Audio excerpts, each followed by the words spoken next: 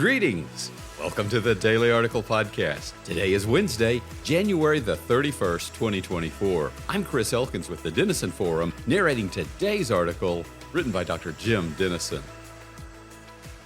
Are you worried that we're moving closer to World War III? If you're not, should you be? President Joe Biden said yesterday that he has decided how to respond to Sunday's attack on a military base in Jordan that killed 3 U.S. troops and injured dozens of others, though he did not offer details. When asked if he holds Iran responsible, he said he does, quote, in the sense that they're supplying the weapons to the people who did it, end quote. In reply, Iran threatened this morning to decisively respond to any U.S. attack. Here's one reason, overlooked by many, why Iran's role in this escalating conflict should concern us. They are now part of the Shanghai Cooperation Organization, an alliance led by Russia and China. This partnership will enable Iran to engage in commerce and trade arms more freely with both nations. And, as the Center for Iranian Studies notes, Iran's military strategy now aligns with the strategic inclinations of the Beijing-Moscow alliance. Iran is already at war with Israel, our closest ally in the region, through its proxies in Lebanon, Syria, Iraq, Gaza, the West Bank, and Yemen. CIA Director William J. Burns noted in Foreign Affairs yesterday, quote, the Iranian regime has been emboldened by the crisis and seems ready to fight to its last regional proxy, all while expanding its nuclear program and enabling Russian aggression. If we find ourselves in direct military conflict with Iran, how will its allies in Moscow and Beijing respond? Vladimir Putin is massively boosting military spending this year and ramping up production of hardware from drones to aircraft. If resources for Ukraine are diverted to the Middle East, will this embolden him further? In response to Russia's aggression, NATO is presently conducting its largest military exercise in decades. The chairman of its military committee recently told reporters, "We are preparing for a conflict with Russia." If such a conflict comes, the U.S. is bound by our NATO alignment to join the war. Meanwhile, Iran's other strategic partner, China, is intensifying military pressure on Taiwan. This, as a recent report from the Center for Strategic and International Studies concluded that the threshold for U.S. military intervention in Taiwan likely isn't an invasion from China, but a lesser action such as Beijing restricting the island's trade.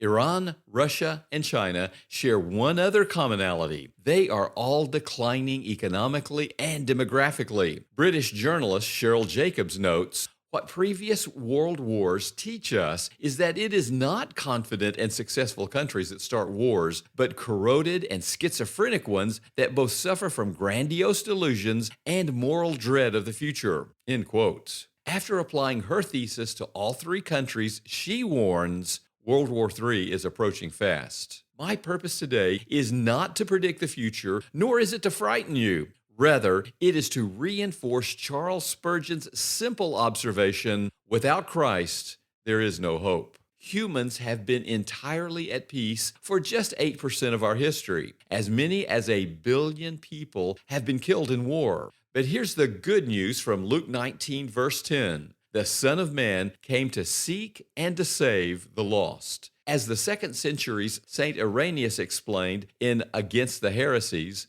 quote, the Word of God became man, the Son of God became the Son of Man in order to unite man with himself and make him, by adoption, a son of God. Only by being united to one who is himself immune could we be preserved from corruption and death, and how else could this union have been achieved if he had not first become what we are? How else could what is corruptible and mortal in us have been swallowed up in his incorruptibility and immortality to enable us to receive adoptive sonship? End quote.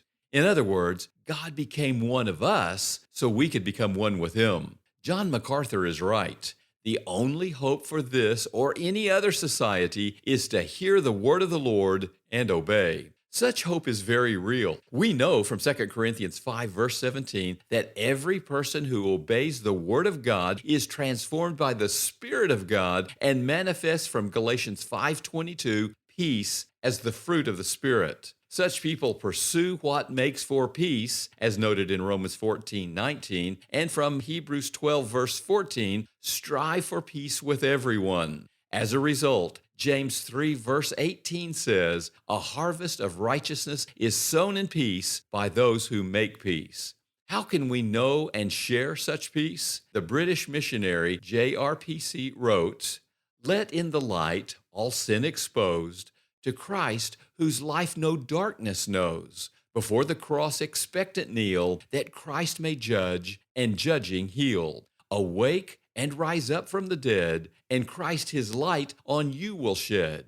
Its power and wrong desires destroy, and your whole nature fill with joy." Have you knelt before the cross yet today? We're grateful for our podcast listeners. If you find the Daily Article podcast helps you better understand today's news and cultural issues and then respond biblically, please rate and review the Daily Article podcast on the platform from which you subscribe. That helps people find and follow the Daily Article podcast.